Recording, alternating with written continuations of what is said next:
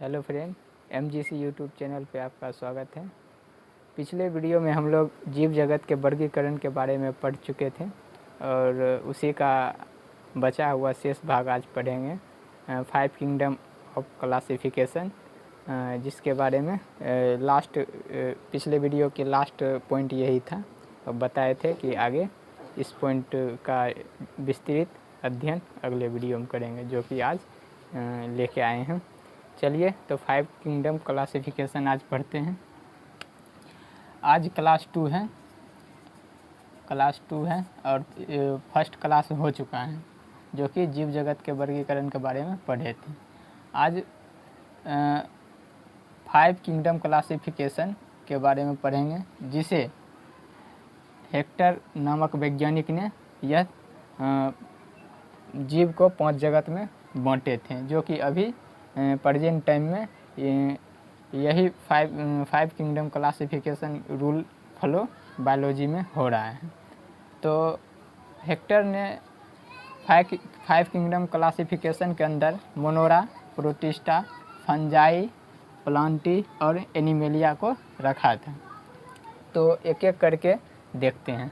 सबसे पहले आइए मनोरा जगत के अंतर्गत एक कोशिकीय जीव को रखा गया है। एक कोशिकीय जीव को प्रोकैरियोटिक भी कहते हैं। प्रोकैरियोटिक के बारे में जो विस्तृत अध्ययन है, हम सेल चैप्टर जब पढ़ेंगे तो उसमें करेंगे। तो इसमें फ़िलहाल इतना जानिए कि एक कोशिकीय को प्रोकैरियोटिक कहते हैं। प्रोकैरियोटिक के अंदर केंद्रक नहीं पाया जाता, जैसे सेल होता है तो सेल के अंदर एक केंद्रक पाया जाता है और बीच में कोशिका द्रव्य होता है। तो यह जो केंद्रक है, तो ये क्या बोले अभी कि एक कोशिकीय जीव में प्रोकैरियोटिक को एक कोशिकीय जीव कहते हैं, जिसके अंदर केंद्रक नहीं पाया जाता है। बस इतना बात याद रखिए। अब मनोरा के अंतर्गत जितना भी जीव आएगा उसके अंदर केंद्रक नहीं पाया जाएगा। और इसका अब लक्षण क्या होता है, यह किस टाइप से अपना जीवन यापन करता है। तो मनोरा जगत के अंतर्गत जितना भी जीव आता है वह स्वपोषी या विषमपोषी होते हैं। यानी ये बात भी आप ध्यान रखिएगा। स्वपोषी और विषमपोषी इसका मेन भोजन, जो ये अपना भोजन दूसरे जीव पे, जो जैसे कि आपका बैक्टीरिया हो गया, तो दूसरे जीव पे ये निर्भर रह करके अपना भोजन ग्रहण करता है। तो मनोरा जो है, मनोरा के अंतर्गत आने वाले बहुत सारे जीव हैं जिसके बारे में जानते हैं। तो पहला एग्जाम्पल हो गया आपका बैक्टीरिया। बैक्टीरिया जो है मनोरा जगत का पहला एग्जाम्पल हुआ। यह धरती पर आने वाले सबसे प्राचीन जगत जो है, सबसे पहले अगर धरती पे आया है तो मनोरा जगत का ही, जैसे कि बैक्टीरिया आया है। तो इसको बैक्टीरिया को दूसरे नाम से हम बुला सकते हैं, जिसे आर्क बैक्टीरिया भी कहते हैं। यह कहाँ कहाँ पाया जाता है वो देख लेते हैं।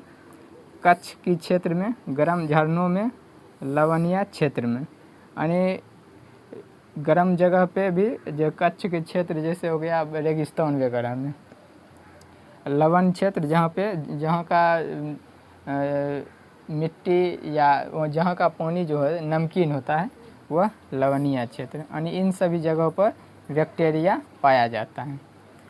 अब एक और दूसरा एग्जाम्पल है साइनोबैक्टीरिया। साइनोबैक्टीरिया के अंतर्गत जो है नील हरित शैवाल को भी साइनोबैक्टीरिया कहते हैं। यानी ये दोनों बात ध्यान रखिएगा। साइनोबैक्टीरिया का दूसरा नाम क्या है? नील हरित शैवाल। ये इसमें जो है क्लोरोफिल पाया जाता है। क्लोरोफिल जिस चीज़ में भी पाया जाता है वह स्वपोषी होता है, यानी स्वयं का वह अपना भोजन स्वयं बना लेता है। साइनोबैक्टीरिया जो है अक्सर यह प्रदूषित पानी या समुद्र में भी पाया जाता है, और प्रदूषित पानी जहाँ गंदा पानी होता है उस जगह पे पाया जाता है। और तीसरा है एक्टिनोमोनासिड्स। एक्टिनोमोनासिड्स जो है यह एक तरह का बैक्टीरिया है जो कि काफ़ी लाभदायक भी है, और एक्टिनोमोनासिड्स से आपको एंटीबायोटिक दवाई बनाने में इसका एक्टिनोमोनासिड्स का काम आता है।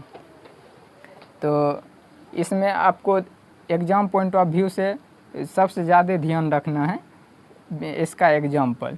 पहला एग्जाम्पल बताए थे मोनोरा का बैक्टीरिया, दूसरा बताए थे साइनोबैक्टीरिया। साइनोबैक्टीरिया को क्या बोलते हैं? नीलहरी शैवाल। तीसरा बताए थे एक्टिनोमोनासिड्स।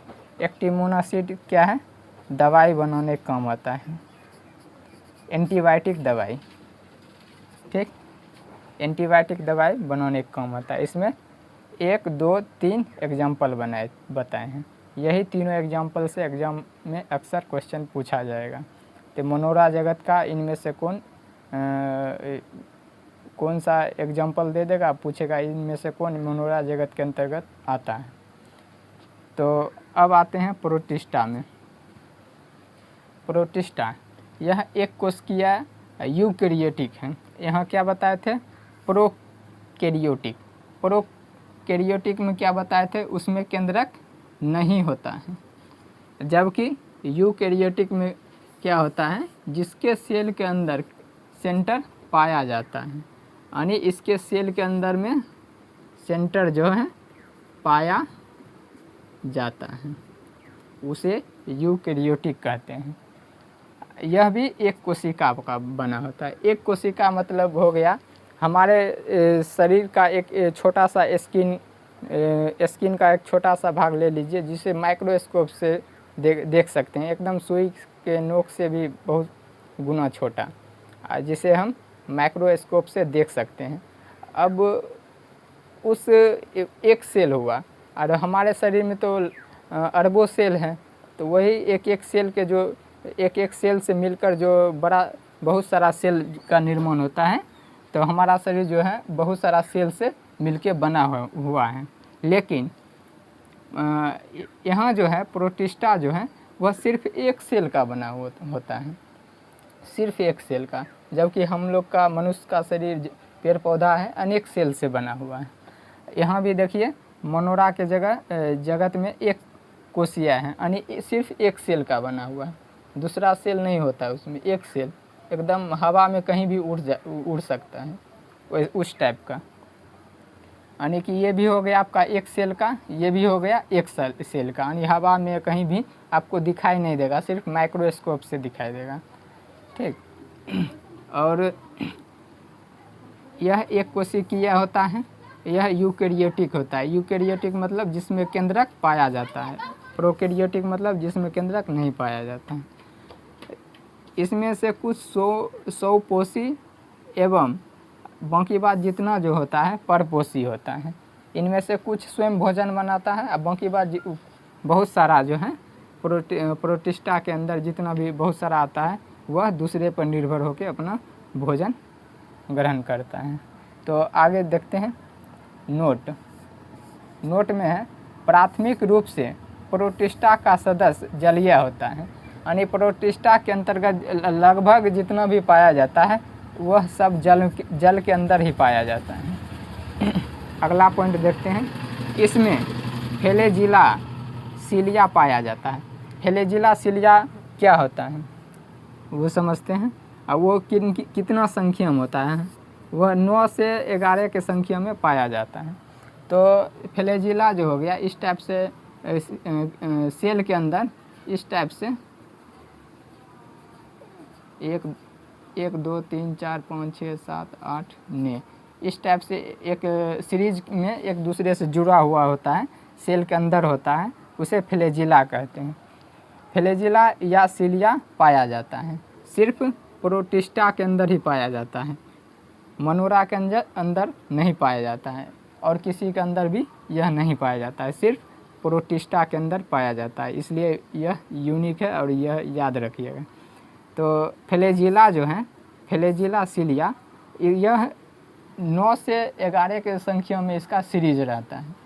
ठीक, तो फ्लैजिला पूछा जाएगा फ्लैजिला इनमें से किन में पाया जाता है, ऑप्शन दे देगा आपको मोनोरा, प्रोटिस्टा, फंजाई, प्लांटी। तो आपको प्रोटिस्टा में आंसर टिक करना है। तो आगे हैं इसका एग्जाम्पल है, इसके अंदर क्या क्या एग्जाम्पल है वो देख लीजिए। क्राइसोफाइट एक तरह का प्रोटिस्टा के अंदर आता है। यह एक शैवाल है, यह गोल्डन शैवाल है, सुनहरे रंग का होता है, यह समुद्र में आपको दिखाई देगा। युगलिना जो है, युगलिना और डाइनोफ्लैजेलेट्स युगलिना, ये दोनों हरित लवक हैं, ये दोनों प्रोटिस्टा के अंदर ही ये आते हैं। यह प्रकाश संश्लेषण के जरिए अपना भोजन बनाता है। और देखिए स्लाइम मॉडलस जो है यह एक प्रकार का प्रोटिस्टा है जो कि सरे गले जैसे पका हुआ जहाँ सर गल गया फल सब्जी इत्यादि, वहाँ पे स्लाइम मॉडलस पाया जाता है। आगे देखते हैं पैरामीशियम और अमीबा, यह जो है दूसरे जीव पे डिपेंड होकर अपना भोजन का पोषण करता है। आगे इसमें अब देख लेते हैं कौन कौन सा प्रोटिस्टा के अंदर इम्पोर्टेंट्स हैं। तो फ्लैजिला आपका हो गया इम्पोर्टेंट्स। फ्लैजिला किस में पाया जाता है, प्रोटिस्टा के अंतर्गत। और इसका जो एग्जांपल है युगलिना जो है सबसे ज़्यादा अभिव्यय है, युगलिना आप याद रखिएगा।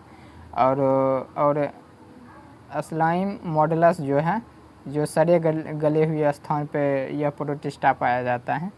और अमीबा हो गया, पैरामीशियम हो गया, पैरामीशियम भी बहुत इम्पोर्टेंट है। यानी एग्जांपल सब इसका 1 2 3 4 5 जो एग्जांपल है वो ध्यान रखना है, और फ्लैजिला को ध्यान रखना है।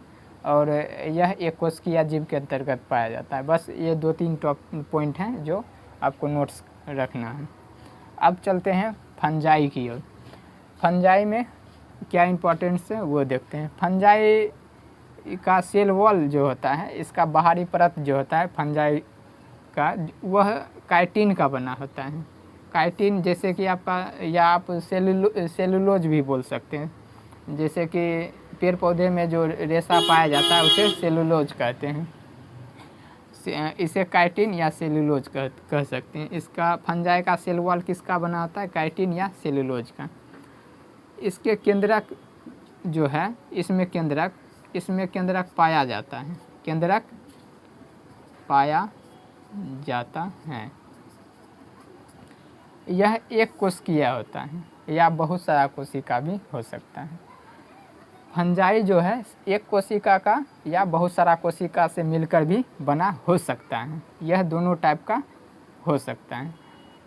यह विषमपोषी है, अपना पोषण यह विषम रूप से भी कर सकता है। और इसका अध्ययन जो है, फंजाई का अध्ययन माइकोलॉजी कहलाता है। और इसमें इसका प्रकार देखते हैं फंजाई के अंदर क्या क्या आता है।